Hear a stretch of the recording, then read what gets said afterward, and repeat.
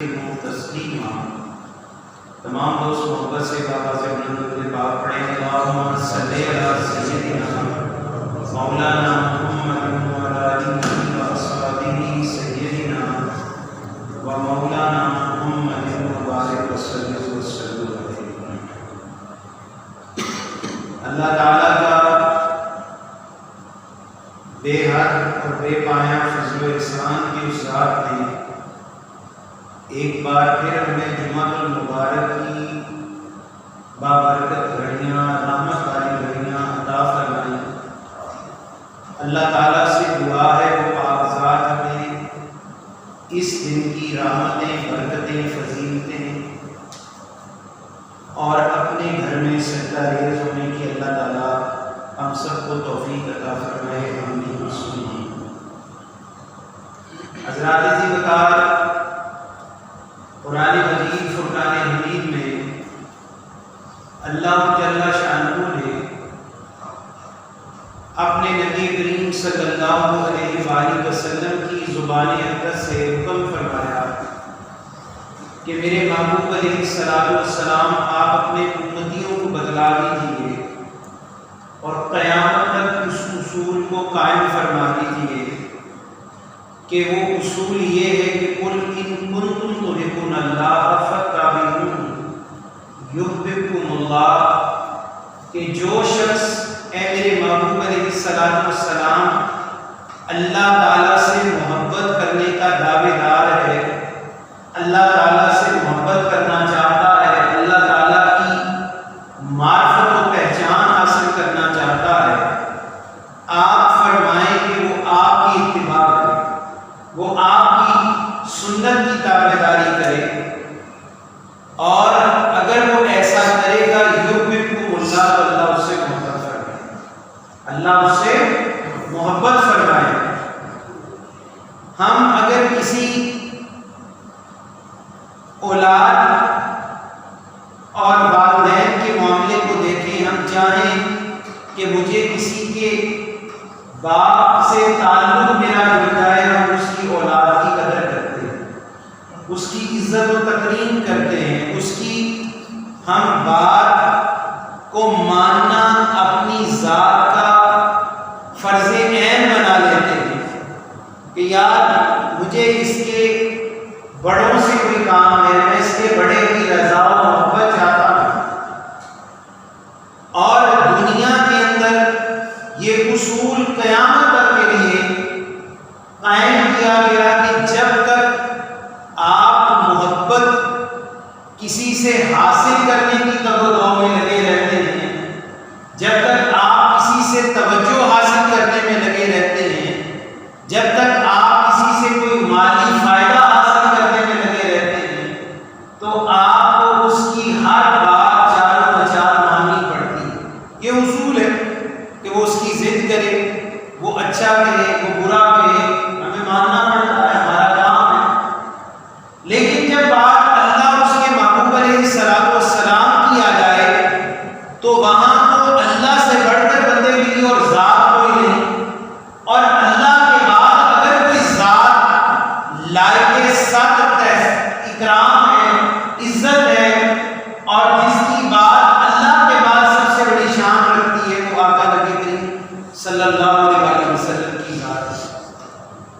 اب ایک بندہ دنیا میں اپنے رب کو مناتا ہے، اپنے رب کو خوش کرتا ہے، اپنے رب کی محبت کو حاصل کرتا ہے، اور اس کے لیے وہ ہر کوشش کرتا ہے، وہ نماز پڑھتا ہے، وہ روزہ رکھتا ہے، وہ حج کرتا ہے، وہ جہاد کرتا ہے، زکوٰۃ دیتا ہے، صدقات کرتا ہے، اپنے بیوی بچوں کا حق ادا کرتا ہے۔ کیوں؟ اسے پتا ہے ان ساری چیزوں کے پیچھے اللہ کی رضا مقصود اور مطلوب ہے۔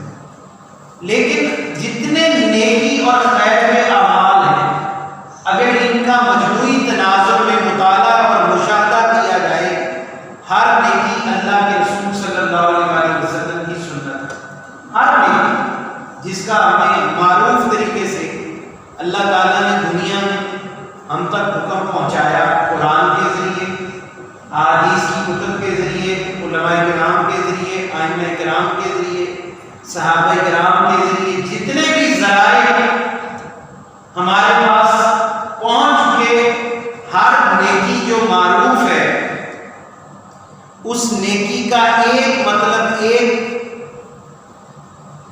اس کا معنی یہ ہے کہ وہ اللہ کے محبوب علیہ السلام کی سنت ہے۔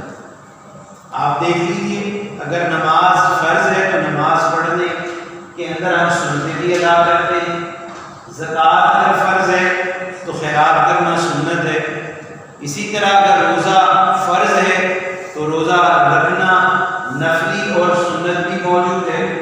اسی طرح بے شمار چیزیں کہ جو نیکیاں ہم تک معروف طریقے سے آئیں وہ آقا نبی کریم صلی اللہ علیہ وسلم کی سنت اقدس ہے۔ اب آگے بڑھیے کہ وہ معروف نیکیاں جو مجموعی عبادات ہیں، جیسے میں نے عرض کی نماز، روزہ، زکوٰۃ، جہاد ہے۔ اب ان مجموعی عبادات کا جو اصل منبع و ماور ہے، آپ نماز پڑھتے ہوں، پڑوسی کا حق ادا نہ کرتے ہوں تو وہ نماز اللہ کے حضور قابل قبول نہیں۔ آپ حج کرتے چلے جائیں لیکن آپ اپنے بچوں کا حق ادا نہ کریں، اپنے گھر والوں سے حسن سلوک نہ کریں، ایسا حج اللہ کی نگاہ میں کوئی معنی نہیں رکھتا۔ اسی طرح جتنی بھی مجموعی عبادات ہیں ان کا اصل حسن اللہ کے رسول صلی اللہ علیہ وسلم کی سنت کے اندر پوشیدہ ہے۔ اگر آپ اس کو پکڑیں گے تو آپ ان فرائض تک بھی کمال کا حکم پہنچائیں گے، نہیں تو ان کا آپ اثر، ان کے فوائد آپ حاصل نہیں کر پائیں، ہم ان کا مزہ نہیں لوٹ سکیں گے، ان کی چاشنی نہیں چل سکے گی۔ آقا نبی کریم صلی اللہ علیہ وآلہ وسلم نے ہمیں کچھ ایسی چیزوں کے بارے میں حکم عطا فرمایا جو ہمارے روزمرہ کے معاملات میں سے، ہمارے روزمرہ کے معمولات میں کوئی ایسی چیز نہیں ہے جس کے کرنے کے لیے ہمیں کوئی بکرا ذبح کرنا پڑے گا، کوئی اونٹ نہر کرنا پڑے گا، کوئی ہمیں پہاڑ پہ چڑھنا پڑے گا، یا ہمیں گرم اور سرد موسم میں وضو یا نمازیں ادا کرنی ہوں گی۔ وہ اتنی بڑی باتیں نہیں ہیں، لیکن وہ چھوٹے چھوٹے اعمال، وہ کیفیات اور نیات جو اندر انسان کے پیدا ہو رہے ہیں، وہ ان کی درستگی کا نام ہے، وہ ان کی درستگی کا نام ہے۔ جو بندہ ان کو درست کر لیتا ہے، ان کی اصلاح کر لیتا ہے، اللہ تبارک و تعالیٰ بندے کے لیے بہت سارے راستے کھولتا ہے، اس کی عبادت کا مزہ اس کو ملنا شروع ہو جاتا ہے۔ اس میں آقا نبی کریم صلی اللہ علیہ وسلم نے پہلی چیز جو فرمائی، اور حضرت امام غزالی رحمہ اللہ نے اس کو مدون کیا، اس نصاب کو مدون کیا، فرمایا وہ متعلقین اور عزیز و اقارب کے حقوق، متعلقین اور عزیز و اقارب کے حقوق ہیں۔ متعلقین سے مراد جن سے ہمارا تعلق ہے، ان سے ہمارا خونی رشتہ ہے یا خونی رشتہ نہیں ہے، اب کسی خونی رشتے کی وجہ سے کوئی رشتہ بن گیا، ہم نے کہیں شادی کی تو ہمارا خونی رشتہ نہیں، وہ سسرال، اب اس کے آگے رشتے دار، اب اس کے آگے رشتے دار، اب ایک تعلق پیدا ہوا۔ ہم نے کہیں بچی بیاہی، ہم نے کہیں اپنے بچے کی شادی کی، یہ خونی رشتہ نہیں ہے، لیکن ایک رشتہ، ایک تعلق پیدا ہو گیا، اس میں قرابت داری آ گئی، رشتے داری آ گئی، اور اتنے زیادہ حقوق اللہ کے حبیب علیہ السلام نے قرابت داروں کا بیان کیے، رشتے داروں کے بیان کیے، کہ میرے آقا نبی کریم صلی اللہ علیہ وآلہ وسلم کہ صحابہ کرام رضوان اللہ علیہ مجمعین فرماتے ہیں کہ ایک بار حضرت خدیجہ رضی اللہ تعالیٰ عنہ کے وصال کے بعد ایک عورت آئی، اللہ کے رسول صلی اللہ علیہ وسلم نے اس سے بہت اچھا سلوک کیا، حالانکہ وہ مسلمان نہیں، اس سے بہت اچھا سلوک کیا، اس کو تعارف بھی دی، عرض اس نے تو بھی ایمان قبول نہیں کیا. فرمایا یہ خدیجہ کی دوست، یہ خدیجہ کی دوست تھی. چونکہ میری اس سے محبت تھی، میں خدیجہ سے محبت کرتا تھا، اس نے میرے ایمان میں میرا ساتھ دیا، مجھے تربیت دی، اس کے مال نے، اس کی محبت نے، اس کے نکاح نے مجھے طاقت عطا فرمائی. بس میں اس سے محبت کرنے والوں سے محبت کرتا ہوں. یہ غور سے سماعت فرمائیے ان باتوں کا.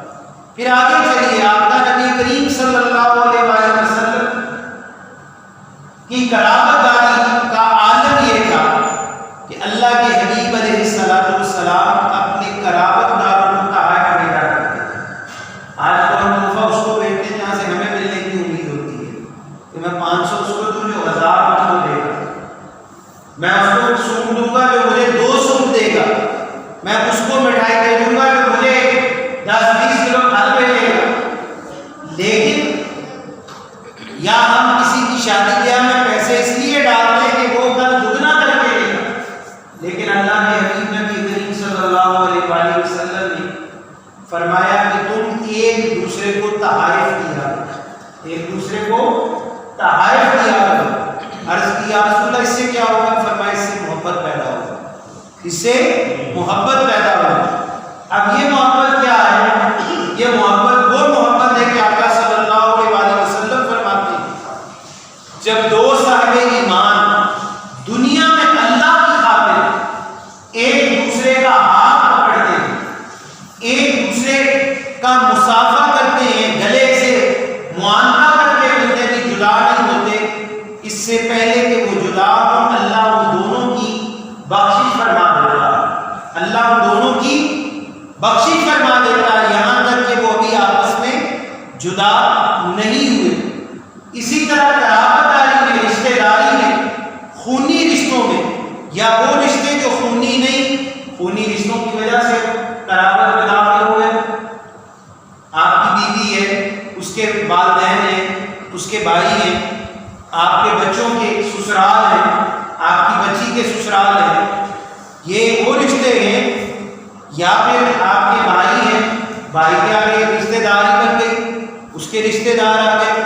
تو یہ قرابت داری آقا صلی اللہ علیہ وآلہ وسلم نے فرمایا جو قرابت داری کو نبھاتا ہے اللہ اس کی عمر میں برکت عطا فرماتا ہے. اللہ تعالیٰ اس کی عمر میں برکت عطا فرماتا ہے. وہ توڑتا نہیں ہے بلکہ رشتوں کو جوڑتا ہے. اسی لیے آقا صلی اللہ علیہ وآلہ وسلم نے فرمایا خاص متعلقین سے برتاؤ میں نسلی جو نکاح سے ہوں اور رشتہ دار یعنی بیوی، بچے، والدین، ہمسایہ، نوکر چاکر، غلام، یہ سب تمہارے متعلقین میں داخل ہوں گے. اب اس میں ذرا غور سے دیکھیں کہ آخری جملہ جو فرمایا کہ تمہارے غلام اور نوکر وہ بھی تمہارے متعلقین میں شامل ہیں. تو صبح سے شام تک تمہیں پانی پلاتے ہیں، تمہارے کپڑے دھوتے ہیں، تمہارا کام کاج کرتے ہیں، تمہاری تجارت میں ہاتھ بٹاتے ہیں، تمہارے لین دین میں، تمہارے گھریلو چیزوں میں معاونت کرتے ہیں. تو اگر قیامت کے دن متعلقین کے متعلق سوال کیا جائے گا تو ان متعلقین میں آپ کے غلام بھی شامل کر دیے جائیں گے. صرف بیوی بچے نہیں ہوں گے، والدین نہیں ہوں گے، رشتہ دار نہیں ہوں گے، قرابت دار نہیں ہوں گے، بلکہ غلام اور ملازم بھی ہوں گے. آپ کا سبارڈینیٹ آپ کا متحد بھی ہوگا. اسی طرح اللہ کے حبیب علیہ السلام سے عرض کی یا رسول اللہ قیامت کے دن کون سا مقدمہ پہلا جو اللہ کے حضور میں پیش کیا جائے؟ پہلا مقدمہ کیا ہوگا جو اللہ کے حبیب علیہ السلام اللہ کے حضور پیش کیا جائے گا وہ بیان فرمائیں. تو اللہ کے محبوب علیہ السلام نے فرمایا قیامت کے دن پہلا مقدمہ جو پہلی کچہری اللہ لگائے گا وہ 2 ہمسایوں کا مقدمہ ہوگا، 2 پڑوسیوں کا ہوگا. کسی کی دیوار کا تنازع ہوگا، کسی کی زمین کا تنازع ہوگا، کسی کے گھر سے شور و غل کا تنازع ہوگا، کسی کوئی یہ پڑوسی کہے گا یا اللہ یہ میرے گھر جانتا تھا اس کا تنازع ہوگا. غرض کہ جو پہلا مقدمہ اللہ کی بارگاہ میں رب کی کچہری میں پیش کیا جائے گا اللہ اس دن منصف ہوگا. اس دن 2 پڑوسی آپس میں اپنا تنازع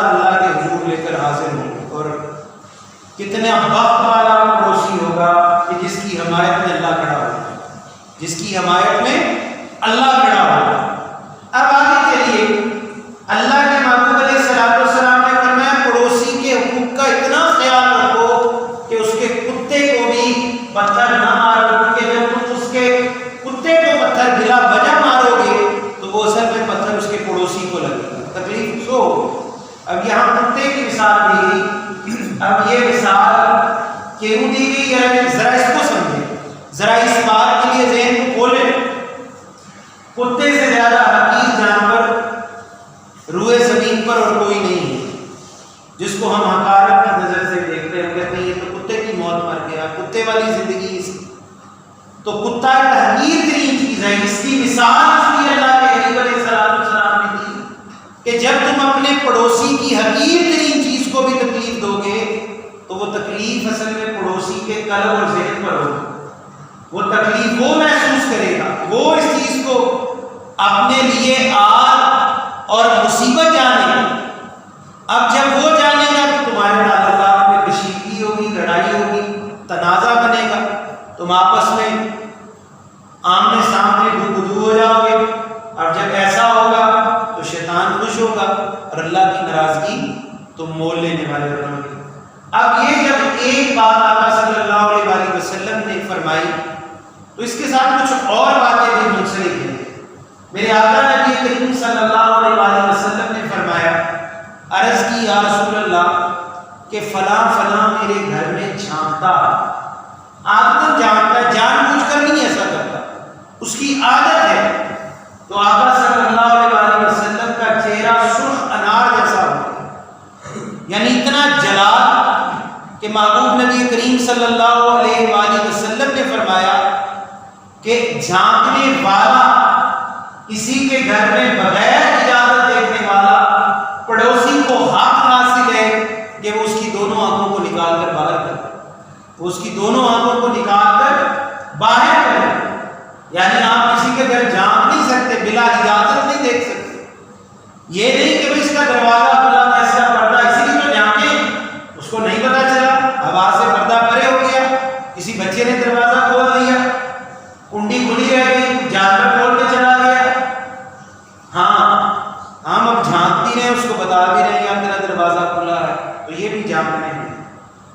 اب اس کا طریقہ کیا ہے؟ اس کا ہیلا کہ اپنی آنکھوں کو جھکائے، منہ پرے کر کے دروازہ کھٹکھٹائے، اونچی آواز دے دے، اسی طرح متنبع کر دے کہ اے فلاں بن فلاں میرے پڑوسی تیرا دروازہ کھلا ہے، تیری عزت، تیری آبرو، تیرا جان مال غیر محفوظ ہے، اس کو محفوظ کر لے، اس کو محفوظ کر لے۔ میرے آقا نبی کریم صلی اللہ علیہ وسلم فرماتے ہیں جو پڑوسی کی عزت کی حفاظت کرے گا، اگر وہ اسی حال میں مر جائے تو اللہ اس کو بغیر حساب کے جنت میں داخل کرے گا۔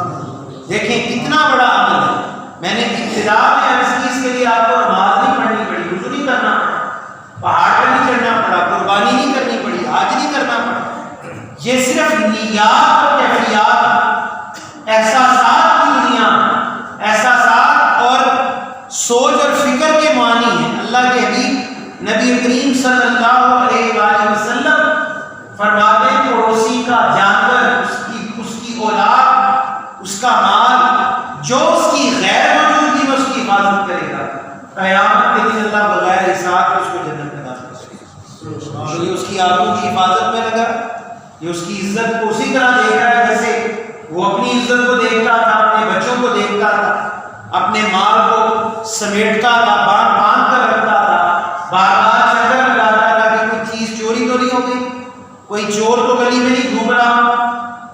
اور اب حال اور عالم یہ ہے کہ آج ہم جس معاشرے کے اندر موجود ہیں، ہمیں سب سے زیادہ ڈر اپنے پڑوسی سے ہوتا ہے۔ کہتے پڑوسی کو بتانا چاہیے، میں مکان خریدنے لگا اس کو بتانا چاہیے، نہیں تو یہ خرید لے گا، میں بچوں کی شادی کرنے لگا اس کو نہ پتا چل جائے، یہ خرابی کرے، یہ چیز خرید رہا ہوں اس کو پتا نہ چلے، ایسا نہ ہو یہ اس کی خریداری میں کوئی ڈنڈی ماروا دے، کوئی رکاوٹ بنا دے۔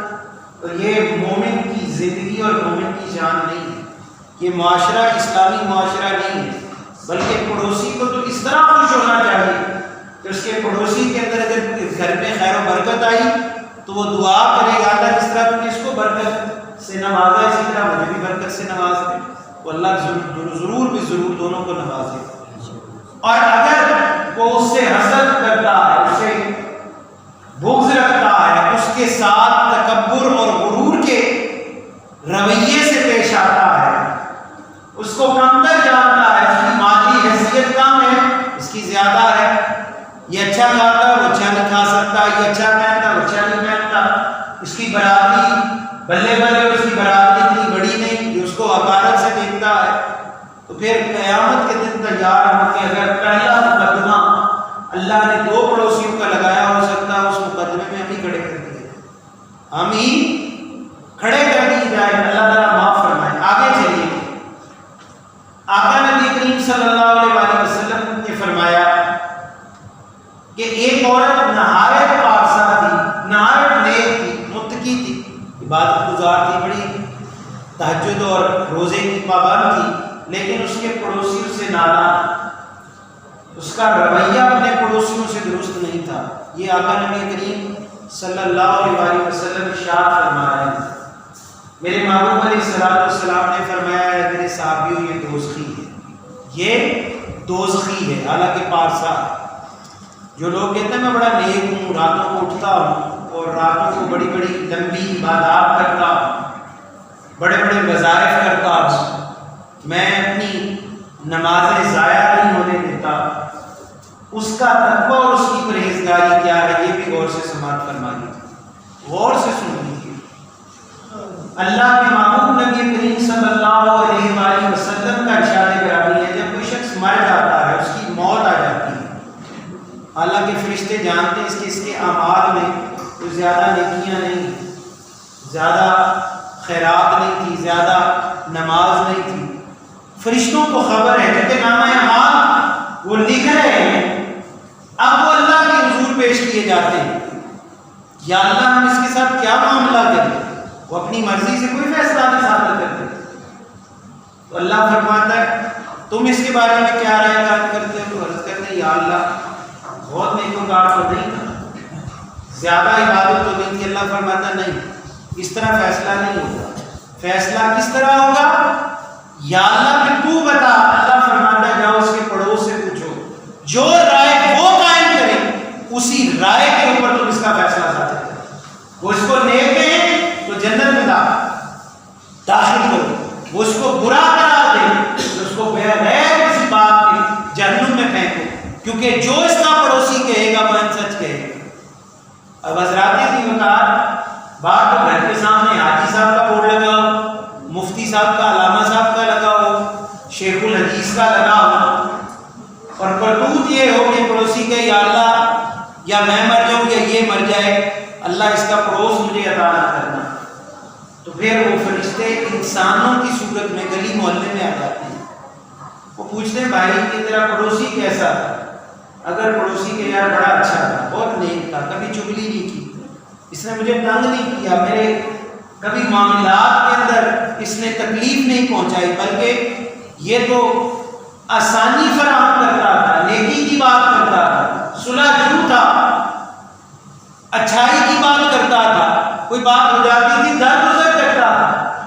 تو فرشتہ کہتا ہے بس حساب ہو گیا کہ یہ شخص عین قطعی جنتی ہے، اور جس کے بارے میں یہ پتا چلا کہ یہ نیکوکار تو بہت تھا لیکن یہ ہمیں کچوکے لگاتا تھا، تکلیف دیتا تھا، ہمیں مختلف چیزوں میں الجھائے رکھتا تھا، کبھی اینٹ پہ روڑے پہ پھڈا، کبھی زمین پر پھڈا، کبھی کوڑے کا مسئلہ، کبھی دیوار کا مسئلہ، کبھی دروازے کا مسئلہ، تو فرشتہ کہتا نہیں یہ تو جہنمی ہے، اب اس کے بارے میں اور کیا سوال کیا جائے، اور کیا پوچھا جائے، یہ میں نہیں کہہ رہا، یہ اللہ کے محبوب نبی کریم صلی اللہ علیہ وسلم فرمایا کہ پڑوسی سے اس کے بارے میں پوچھا جائے۔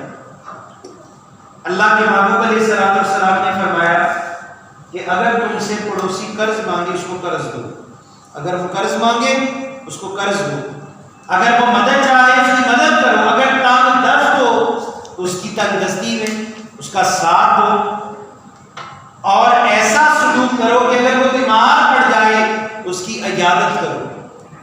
اب یہ ذرا باتیں غور سے سمجھ لیں. قیامت کا دن ہوگا, اللہ تعالیٰ بندے سے سوال کرے گا, میرے بندے تیری عبادات تو بہت زیادہ ہیں لیکن یہ بتا میں ایک بار بھوکا تھا تو نے مجھے کھانا کیوں نہیں کھلایا؟ تو بندہ حیران ہوگا, یا اللہ تو پاک ہے, تو تو کھانے پینے سے پاک ہے, تو تو ظاہری وجود سے پاک ہے, اللہ تو بھوکا کیسے تھا؟ اللہ فرمائے گا میں بھوکا نہیں تھا, اصل میں تیرا پڑوسی بھوکا تھا, اگر تو اسے کھلاتا ایسا ہی تھا جیسے تو نے مجھے کھلایا. اللہ فرمائے گا ایک دفعہ مجھے تیری مدد کی ضرورت تھی, یا اللہ تو مدد سے پاک ہے, تو سب کی مدد خود کرتا ہے. اللہ فرمائے گا مجھے مدد کی ضرورت نہیں تھی, تیرے پڑوسی کو تھی, تو اس کی مدد کرتا, گویا ایسے ہی تھا کہ تو نے میری مدد کی. اور پھر فرمایا کہ میں ایک بار تیرے پاس آیا تھا, تو نے میری خبر نہ لی, یا میں بیمار تھا اور میری عیادت نہ کی. اللہ تو کیسے بیمار ہو سکتا؟ اللہ فرمائے گا میں بیمار نہیں تھا, تیرا پڑوسی بیمار تھا, تو اس کی خبر گیری کرتا, گویا ایسے تھا تو نے میری خبر گیری, تو نے میری خبر گیری کی. اللہ یہاں بندے کی جگہ پہ کھڑا ہو کے اس سے سوال کرے. وہ آقا صلی اللہ علیہ وسلم نے فرمایا اگر وہ تنگ دست ہو اس کی تنگ دستی دور کرو, قرض مانگے اس کو قرض دو, اگر وہ کسی اچھے سلوک کا حقدار ہے تو اس کے ساتھ وہ اچھا سلوک ضرور کرو. اور پھر اسی طرح فرمایا وہ بیمار ہو اس کی عیادت کرو, تباب اسی کے لیے جاؤ, اور اگر وہ مر جائے تو اس کے جنازے میں شریک ہو جاؤ, اس کے جنازے میں شریک ہو جاؤ. اور پھر فرمایا اگر اس کو کوئی خوشی حاصل ہو تو اس کی خوشی کے اندر شمولیت اختیار کرو, اس کی خوشی کے اندر تم بھی خوش ہو جاؤ. اور فرمایا اگر وہ غمگین ہو, رنج پہنچے, کسی تکلیف میں اس کے گھر مرگ آ گئی, بیماری آ گئی, کوئی پریشانی الجھن آ گئی, تو فرمایا تم اس کے ساتھ اس رنج میں حصے دار بن جاؤ, اس کی دکھ اور تکلیف کو دور کرو تاکہ اللہ تعالیٰ تم سے راضی ہو جائے. فرمایا اس کی اجازت کے بغیر اپنے مکان کو اتنا اونچا نہ کرو کہ اس کی ہوا رک جائے. اب آج آپ دیکھیں کبھی ایسا ہوا ہے کہ ہم نے کبھی پڑوسی سے پوچھا ہو یا پڑوسی نے ہم سے پوچھا ہو, ہم اس معاشرے میں آ چکے کہ ہم ایک دوسرے کی ہوا بند کر رہے ہیں, اسے تنگی کی طرف لا رہے ہیں, اسے تکلیف کی طرف لا رہے ہیں, اور پھر ہم کہتے ہیں یہ تیرا پیسہ میرا پیسہ میں جیسے مرضی لگاؤں, کوئی مجھے روک سکتا ہے؟ بھائی مجھے کوئی نہیں روک سکتا. لیکن جس دن اللہ تم سے یہ سوال کرے گا اس دن ہم سے کوئی جواب بند نہیں پڑے گا, ہم کوئی جواب نہیں دے سکے. پھر فرمایا اگر کوئی پھل خرید کر لاؤ تو باقدر مناسب اس کو بھی دو, اور اگر نہیں دے سکتے تو چھپا کر دو. تمہارے اپنے گھر میں بہت بچے ہیں, تمہارے گھر میں اپنے عیالداری زیادہ ہے, تمہارے گھر میں خود اتنے وسائل نہیں ہے کہ اس کو حصے دار بناؤ, تو پھل کے چھلکے گھر کے باہر نہ بہن, چھپا کر لاؤ, اس کی خوشبو بھی اس تک نہ جائے, اس کے چھلکے بھی, تاکہ اس کے بچے دیکھ کر ہرس میں مبتلا نہ ہوں اور مبادہ وہ اپنے والدین کو تنگ کرے کہ وہ فلاں تو آم کھا رہا ہے, کبھی آم ہی نہیں کھایا, فلاں کے گھر تو بوٹیوں کی ہڈیاں باہر گری پڑی ہیں, ہم نے کبھی گوشت کا منہ نہیں دیکھا, اور وہ بیچارہ رو رہا ہے, پریشان ہے, شرمندہ ہے. اور پھر اسی طرح فرمایا اگر ہانڈی چڑھاؤ تو ایک چمچ پڑوسی کو بھی دے دو, اس کو بھی پہنچا دو, اس میں پانی بڑھا دو, اس میں شوربہ بڑھا دو, اس میں تھوڑی سبزی اور ڈال دو. اس سے کیا ہوگا؟ اس سے یہ ہوگا کہ جب تیرا پڑوسی تجھ سے خوش ہوگا تو اللہ کا ضرور تم پر فضل کیا جائے. اب جس پر اللہ کا فضل ہو جائے, یہ لکھا تو ہوتا ہے ھذا من فضل ربی, یہ آیت تو لکھی ہوتی ہے, حرام کھا کھا کے بھی لوگوں نے دکانوں پر پلازوں میں لکھا ہوتا ہے. یہ وہ فضل نہیں جو ہم خود لکھ لیتے ہیں ھذا من فضل ربی. سن لے اللہ کا فضل کس کو کہتے ہیں. علماء صالحین کس کو اللہ کا فضل فرماتے ہیں؟ فرماتے ہیں اللہ کا فضل یہ ہے کہ جب اللہ کسی پر اپنا فضل فرما دیتا ہے, اللہ قیامت تک اس کی نسلوں کو اپنی راہ میں ایمان کے ساتھ زندگی گزارنے کی توفیق عطا فرماتا ہے. یہ ہے اللہ کا فضل. قیامت تک اللہ تعالیٰ ان کی نسلوں کو شاد و آباد کرتا ہے. یہ اس کو اللہ کا فضل قرار دیا جاتا ہے. اللہ کا فضل یہ نہیں جو ہم بڑا بار ٹائلوں پہ لکھوا دیتے ہیں ھذا من فضل ربی. او بھائی فضل ربی تو تب ہے جب اللہ تجھ سے راضی ہوگا. یہ تیرا کوٹھا، یہ مکان، یہ کوٹھی، یہ کار، یہ بنگلہ، یہ فضل ربی نہیں ہے. فضل ربی تو کوئی اور چیز ہے. فضل تو وہ ہے کہ اللہ کے فرشتے بھی آسمانوں میں تیرے لیے مغفرت کی دعا کرتے ہیں. یہ اللہ کا فضل ہے کہ تو اللہ کی مخلوق کے لیے نفع بخش اور فائدہ مند ہے. یہ نہیں ڈیک بجا کر گانے اونچے اونچے لگا کے اپنے پڑوسی کو ساری رات تنگ کرتا ہے. میرے گھر تو مہندی ہے، میرے گھر تو تیل ہے، بارات ہے، اور میں تو حق رکھتا ہوں. اگر آج بھی نہ فائرنگ کی، آج بھی نہ ہلا گلا کیا، آج بھی نہ شو بازی کی، تو پھر کب کروں گا؟ اور کون ہے جو مجھے روکے؟ وہ بھائی تجھے کوئی نہیں روک سکتا، لیکن ان قریب تیار ہو جا. تیری ہڈیاں جب قبر توڑے گی، تیرا ایک ایک وجود کا حصہ جب قبر کی مٹی کھائے گی، اور اللہ تجھے کھڑا کر کے پوچھے گا کہ آج میں تجھ سے پوچھتا ہوں کہ تو نے اپنی قرابت داری میں، اپنی پڑوس میں، اپنے دائیں اور بائیں والوں کو کیا کیا اذیت دی، اور ان کی دلیل لا، جواب پیدا کر. اس وقت اللہ کے سامنے پھر بندہ نہیں پہنچ سکے. وہاں انبیاء کام دیں گے، اور ہم کس بات کی مولی کہ ہم اللہ کے سامنے جواب دیں گے. آگے چلیے حضرات ذی وقار کہ قرابت داری آگے بڑھے. یہ بہت وسیع موضوع ہے، یہ بڑا وسیع ترین موضوع ہے. فرمایا کہ قرابت رحم کے ساتھ ہے. قرابت میں رحم کرنا پڑتا ہے، قرابت میں مقابلہ نہیں کرنا پڑتا. آپ کے ساتھ ایک بندہ زیادتی کرتا ہے، آپ اس کو معاف کر دیں. یہ قرابت کا حق ہے. قرابت دار آپ کو کسی چیز سے محروم کرتا ہے، آپ اس کو عطا کر دیں. قرابت دار آپ سے کسی چیز کو چھین لیتا ہے، آپ اس کو پھر عطا کر رہے ہیں. یہ قرابت دار کا حق ہے، اور یہ اللہ کو راضی کرنے کے طریقے ہیں. فرمایا رحمان سے مطابقت رحم سے، یعنی جو بندہ اپنے قرابت دار سے رحم کرتا ہے وہ اللہ تبارک و تعالیٰ سے مطابقت کرنی شروع، یعنی اللہ تعالیٰ اس کو اپنی صفت رحمانی سے، مہربانی کی صفت سے اللہ تعالیٰ اس کو متصف کر دیتا ہے. اس کو اللہ اس وصف کا حامل بنا دیتا ہے، اس صفت کا اللہ اس کو مالک بنا دیتا ہے کہ جو بندہ اپنے قرابت دار، اپنے رشتہ دار سے اس نے سلوک کرتا ہے. پھر فرمایا جو شخص اپنے رشتہ داروں سے قطع تعلقی کرے گا وہ کبھی بھی جنت کی خوشبو کو حاصل نہیں کر پائے گا، جو 500 میل کی مسافت سے آنے شروع ہو گئے. 500 میل. یہ میل وہ میل نہیں جو آج دنیاوی میل ہے، یہ وہ میل ہے جو اللہ نے قائم کی ہے. 500 میل کی مسافت سے وہ خوشبو آنا شروع ہو جائے گی کہ جو اپنے رشتہ داروں سے محبت کرے گا، اور جو نہیں کرے گا اس کو وہ خوشبو بھی نہیں آئے گی. پھر آگے چلیے، آقا نبی کریم صلی اللہ علیہ وآلہ وسلم فرماتے ہیں کہ ماں باپ کی خدمت کرنا نماز، روزہ، حج، عمرہ، جہاد فی سبیل اللہ سے بھی افضل ہے. یہاں جو فرمایا کہ نماز روزہ، یہاں نماز سے مراد نفلی نماز ہے، ٹھیک ہے. حج سے مراد یہاں نفلی حج ہے، یعنی جو بندہ اپنے نفلی عبادات سے بھی زیادہ اجر پانا چاہتا ہے وہ اپنے والدین کی خدمت کرے. فرض پورا کر لے، نماز ہے تو نماز پڑھے، روزہ تو روزہ رکھے، حج فرض ہے تو حج کرے، زکوٰۃ ہے تو زکوٰۃ دے، جہاد کرنا پڑے تو کرے. لیکن اگر والدین کا معاملہ کہیں آئے تو اللہ کے حکم کو اگر وہ کسی وجہ سے مؤخر بھی کر دے تو اللہ اس پہ پکڑ نہیں فرماتا. یہ نہیں کہ وہ چھوڑ دے، بالکل ہی ترک کر دے، مؤخر کر دے، کچھ تاخیر اختیار کر لے.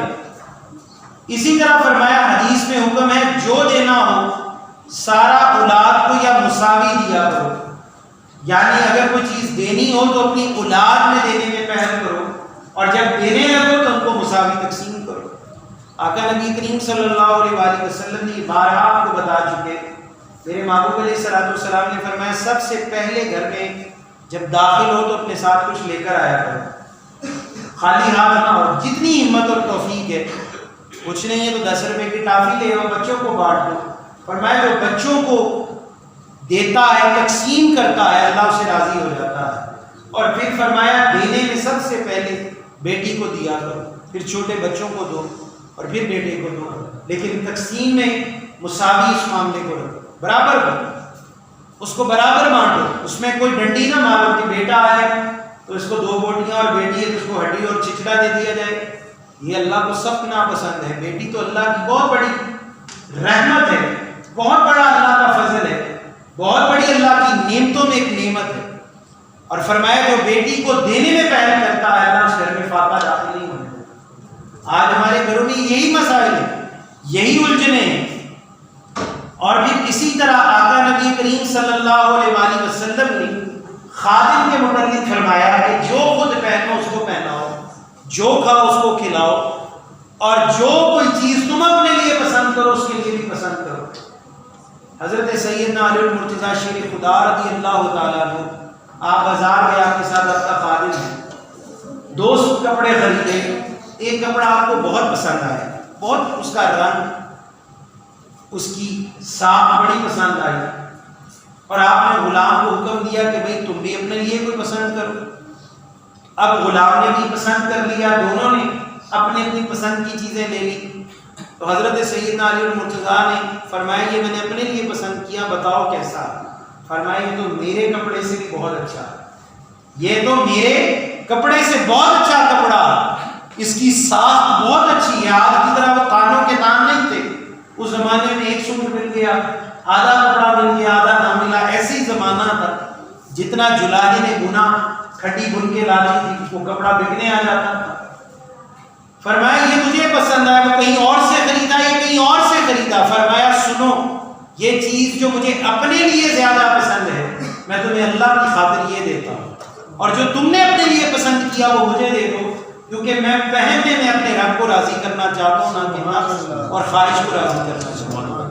وہ جو اپنے لیے پسند کیا وہ اس کو عطا کر دیا۔ فرمایا اس کے پہننے کا مقصد کوئی دنیاوی شوشہ نہیں ہے، کوئی شو بازی نہیں ہے، دکھلاوا نہیں ہے، بلکہ مقصد تو صدر ڈھانپنا ہے، سکون اور راحت لینا ہے، لباس زینت بھی ہے، لیکن فرمایا اصل مطلب تو اللہ کو راضی کرنا ہے۔ اب تمہیں دے کر میں اپنے رب کو اگر راضی کر لوں تو یہ سودا بہت زیادہ فائدے میں ہے۔ تو حضرات جی وقار یہ مزاج، یہ معاملہ کیا ہمارے اندر پیدا ہوا؟ ہم جب کسی کو رشتہ داری میں کپڑے دیتے ہیں، ہم نے 1000 بار یہ چیزیں دیکھی سنی، ہم بھی اسی معاشرے میں رہتے ہیں کہ خود اپنے لیے 2000 کا سوٹ لیا، اور جو کسی کو دینا لینا ہو وہ 500 کا لے لیا، بھائی دینا لینا ہے، قربان جائے۔ یہ مومن کی شان نہیں ہے، یہ مومن کا معاملہ نہیں ہونا چاہیے۔ جو چیز اپنے لیے پسند کرے وہ دوسرے کے لیے پسند کرے۔ میرے آقا نبی کریم صلی اللہ علیہ وآلہ وسلم فرماتے ہیں جو اس صفت کو اپنا لیتا ہے کہ جو چیز اپنے لیے پسند کرتا ہے وہ دوسرے کے لیے پسند کرتا ہے، اللہ اس کو آخرت کی ہر تکلیف سے آزاد فرماتا ہے۔ یہ اس کا اجر و ثواب ہے، یہ اس کا معاملہ ہے۔ اور پھر اس کے معانی صرف کپڑے جوتی تک محدود نہیں ہے، مکان تک محدود نہیں ہے، دکان تک محدود نہیں ہے، بلکہ اس کا مطلب یہ ہے کہ جس طرح ہم اپنے لیے جنت کو پسند کرتے ہیں، دوزخ سے ہمیں نفرت ہے، ہم حرام سے نفرت کرتے ہیں، حلال کو پسند کرتے ہیں، اس طرح اپنے معاشرے اپنے دوسرے مسلمان بھائی کے لیے بھی جنت کو پسند کیا جائے، اس کے لیے بھی راستہ کھولا جائے، اس کو بھی ہدایت کی راہ پر چلایا جائے کہ یا اللہ جس طرح میں جنت کا طلبگار ہوں، جنت کے حصول کے لیے میں کوشاں ہوں، اللہ اسی طرح میرے بھائی کو بھی یہ راستہ عطا فرمائے۔ بندہ اپنی استقامت کی دعائیں کرتا ہے، اپنے لیے صبح و شام روتا ہے، اپنے لیے استغفار کرتا ہے، اگر اسی دعا میں 2 بول اپنے بھائی کے لیے کہہ دے گا تو اس کی زبان کی آئیڈی کیا، اس کا کوئی پیٹرول لگے گا، کوئی ڈیزل لگے گا، کوئی بجلی ضائع ہو جائے گی، کوئی خرچہ آئے گا؟ نہیں، محض اس سے اللہ راضی ہو جائے گا، اور اللہ دوسروں کو بھی آپ کے صدقے ہدایت کی راہ عطا فرمائے گا۔ تو حضرات ذی وقار انہی چیزوں کو سمجھتے ہوئے جانتے ہوئے اپنی زندگی کے اندر اپنے رشتہ داروں میں، قرابت داروں میں، پڑوس میں، دائیں بائیں والوں میں حسن سلوک پیدا کرنے کی کوشش کریں، تاکہ جب ہم مریں، ہماری موت ہو تو اللہ کا فرشتہ اگر ان سے یہ گواہی لینے آئے کہ یہ شخص گلی میں جب گزرتا تھا کیا اس کی آنکھیں نیچی ہوتی تھی یا یہ گھروں میں جانتا تھا، تو وہ فرشتہ یہ سنے اس کا پڑوسی کہہ رہا ہے یار یہ میری عزت کا محافظ تھا، یہ صرف میری عزت کا محافظ نہیں تھا، یہ تو ہر مسلمان کی عزت کا محافظ تھا، اور یہ صرف ہر مسلمان کی عزت کا محافظ نہیں تھا، یہ تو ہر انسان کی عزت کا محافظ تھا۔ تو جب یہ جملہ ہمارے نامہ اعمال میں لکھا جائے گا تو حضرات انکار نمازیں، حج، زکوٰۃ، یہ عبادات بہت چھوٹی رہ جائیں گی، اور اللہ اس ایک جملے کی برکت سے ہماری بخشش ضرور فرمائے گا۔ اللہ تعالیٰ ہم سب کو دین متین کی کامل سمجھ عطا فرمائے، اللہ رب العالمین اپنا اپنے محبوب پر سچا عشق و محبت عطا فرمائے، ہمارے نئے بلاغوں کو سنتے رہا۔